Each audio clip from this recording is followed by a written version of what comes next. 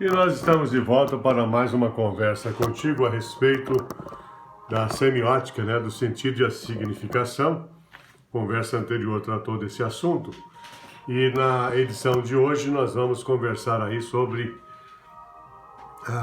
os vários discursos, né, mostrar também algumas das obras que fizeram parte da minha produção intelectual, para aqueles que estão se iniciando na teoria.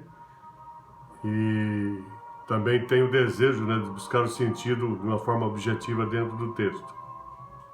Só para encerrar a questão do sentido e da significação, a significação implica unir um conteúdo a uma expressão. Significação é a produção do sentido, e esse sentido articulado na esfera verbal ou não verbal. Mas o sentido e a significação devem, portanto, ser diferenciados. Tem diferença entre eles, porque podem se transformar, inclusive, numa dicotomia que implica numa relação espaço-temporal antes e depois, a exemplo de Lange e Parolles do Saussure, a língua e a fala. Então, à medida que eu estou conversando contigo, estou articulando, o sentido está sendo gerado dentro de você. Então, há de se distinguir o que é efeito de sentido daquilo que é sentido propriamente dito. O efeito de sentido é aquela apreensão imediata que você tem de alguma coisa. Você pega um jornal, lê uma notícia, está em língua portuguesa, você domina um código em língua portuguesa, você vai entender pela manchete, pelaquela notícia, ao que se refere. Isso não é o sentido ainda, isso é o efeito de sentido. Aquela apreensão imediata, sem trabalhos intelectual para compreender. A partir do momento que você começa a aplicar uma leitura mais profunda, uma teoria e analisar aquela notícia, então você já está buscando o sentido propriamente dito, está saindo do efeito do sentido. Né? É aí que nós temos os vários níveis de leitura do texto, né? O superficial, o intermediário e o profundo, o nível profundo. Por isso que o Roland Barthes vai falar das leituras plurais, contestada pelo Greimas, que diz que essa é uma atitude gratuita, né? Porque elas existem. Ele diz, não, as leituras plurais, elas existem, só que elas estão no nível superficial do texto. Quando você começa a analisar o texto de uma maneira mais profunda, você chega numa leitura única a partir das várias leituras que são aí parciais.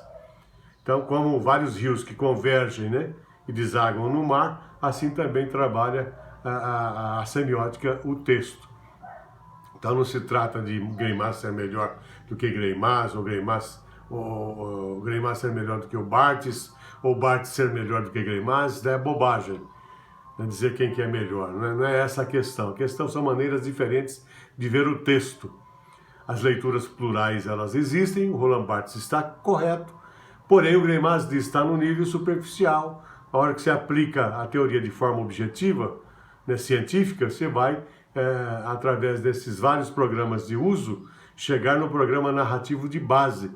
E você vai chegar então àquela leitura única através dos quadrados semióticos lá embaixo, pelo jogo de dicotomia, jogo de diferenças, porque o Saussure dizia que o sentido existe pelas diferenças. E é inspirado na teoria, nesse dito do Saussure, que o Greimas vai desenvolver toda a semiótica discursiva.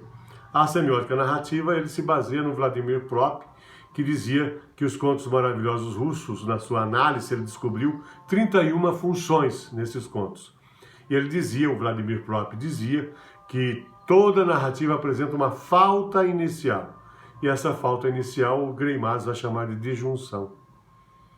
Então você parte necessitando de alguma coisa, isso está claro nos filmes, nas novelas, em peças, né? O sujeito está sem alguma coisa e ele vai lutar para conseguir preencher aquele espaço, conquistar aquela coisa.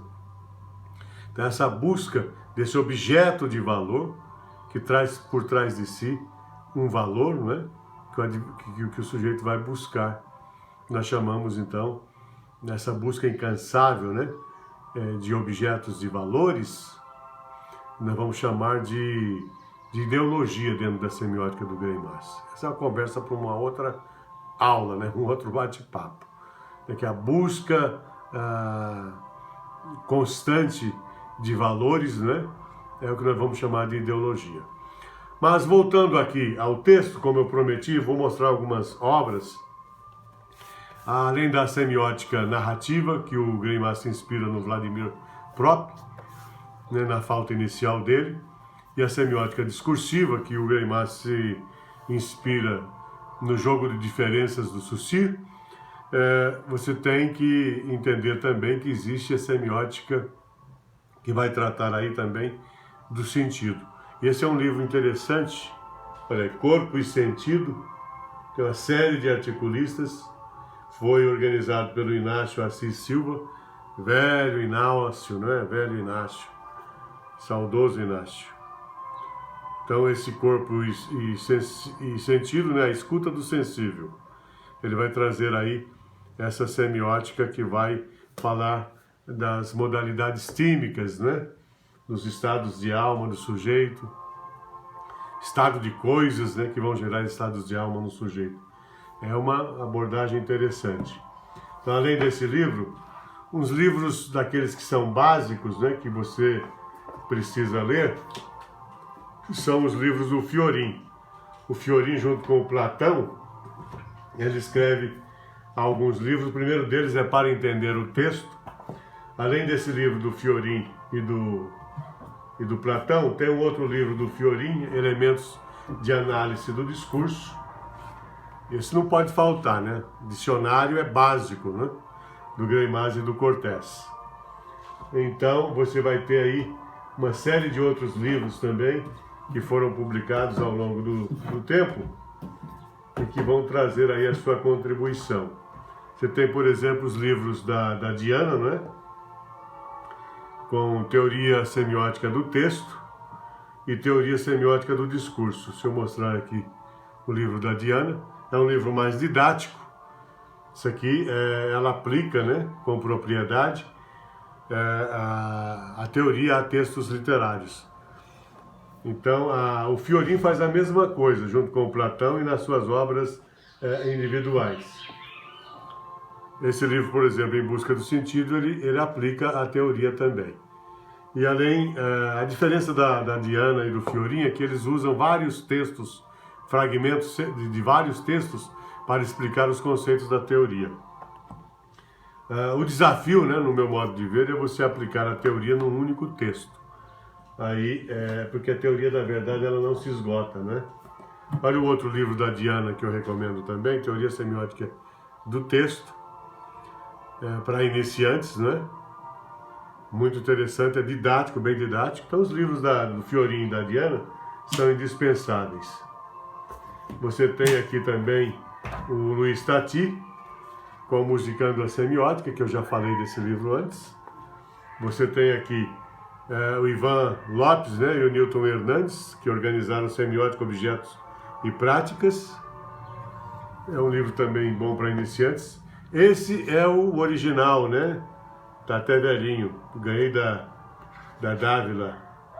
Olha aí, ó. Em 1983.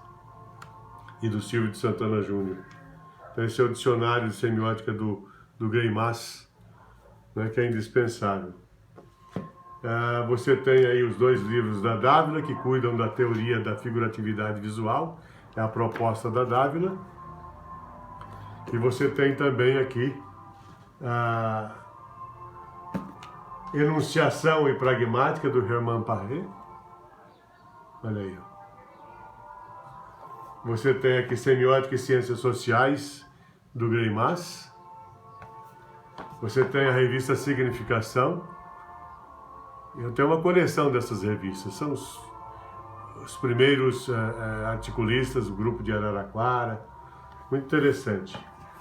Aqui uma outra significação. Você tem esse livro aqui do Ronald Schleifer, que eu já mencionei aqui nas nossas conversas. A.J. Greimas and the Nature of Meaning. Então, o Algidar Julian Greimas e a Natureza do Sentido. Você tem aqui ainda a Sociedade Refletida, né, que é a proposta do Eric Landowski. Né? Você tem aqui Sobre o Sentido 2, um livro espetacular. Eu tenho a versão em espanhol, do Greimas, porque ele escreveu sobre o sentido 1 e sobre o sentido 2. Esse livro aqui é da Maria Corte, An Introduction to Literary Semiotics. Foi durante o meu pós-doutorado que eu adquiri esse livro, porque eu precisava aplicar a teoria a poemas. Então tive que ler a Maria Corte aqui, ó, Introdução à Semiótica Literária. Ó, Sentido e Textualidade, do François Rastier, é um livro também interessante. Semiotique du Beau, é a Semiótica do Belo. Esse livro a Nícia Dávila que me deu de presente, um livro espetacular.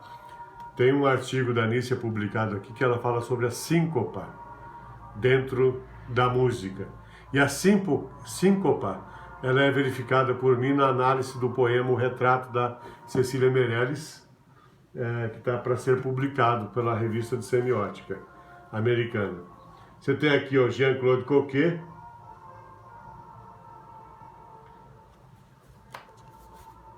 e você tem aqui também o Inácio, é um livro interessante para quem gosta de trabalhar o mito, Figurativização e Metamorfose, o mito de Narciso, trabalho belíssimo aí do Inácio de Assis Silva, saudoso Inácio. Já falei sobre esse livro para entender o texto, ele é o básico, é o primeiro que todo aluno em iniciação científica de Greimas deve ler.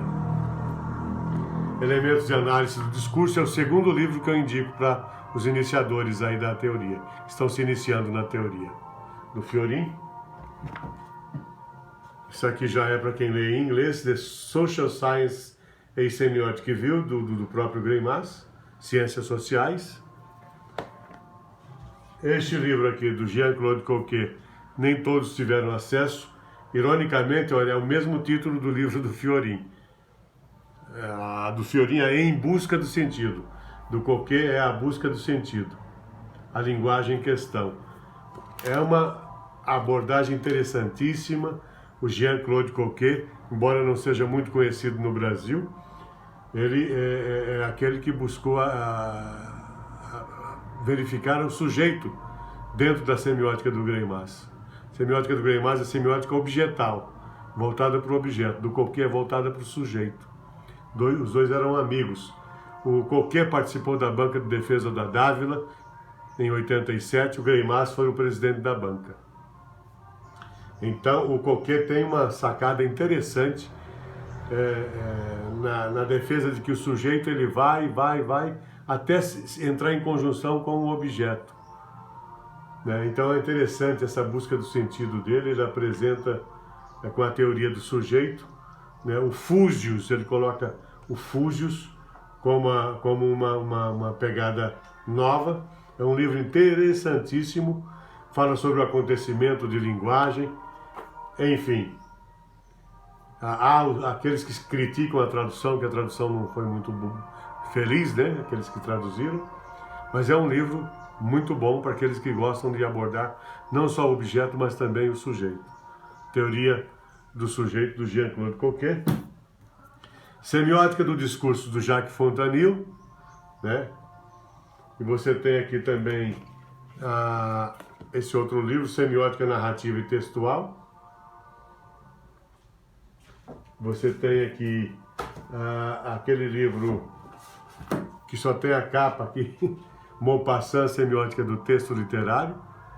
É muito interessante que o Greimas aplica a teoria à pesca do Guy de Maupassant e a história daqueles dois pescadores durante a guerra lá em Paris. Ele vai desenvolver e aplicar a sua teoria, muito legal. E você tem aqui também o quê? A Semiótica, Ensaios de Semiótica. Você tem Tensão e Significação, do Fontanil junto com Zilberberg. Você tem Semiótica das Paixões, a gente não pode deixar de falar, Também escrita por ambos. Você tem a Análise do Texto Visual, a Construção da Imagem, do Pietro Forte, que ele se inspira no Jean-Marie Floch, que foi um dos pioneiros a trazer a proposta do preenchimento de uma caixa preta, no meu modo de ver, contemporâneo, né, da Nícia Ribas Dávila, que também veio com a mesma proposta, a Nícia trabalhando com o texto, né, musical, e o Jean-Marie Floch trabalhando com o texto do marketing, né? Texto da propaganda, e além da propaganda, ele aplicando aí em remédios também, né? A teoria semiótica, com uma proposta interessante. É o que nós tínhamos para hoje, a apresentação dessas obras que eu li, né? Há muitas outras escritas sobre a teoria do Greimas, mas estas que eu apresentei no dia de hoje para vocês. Então, um grande abraço, espero que você tenha gostado, até a próxima.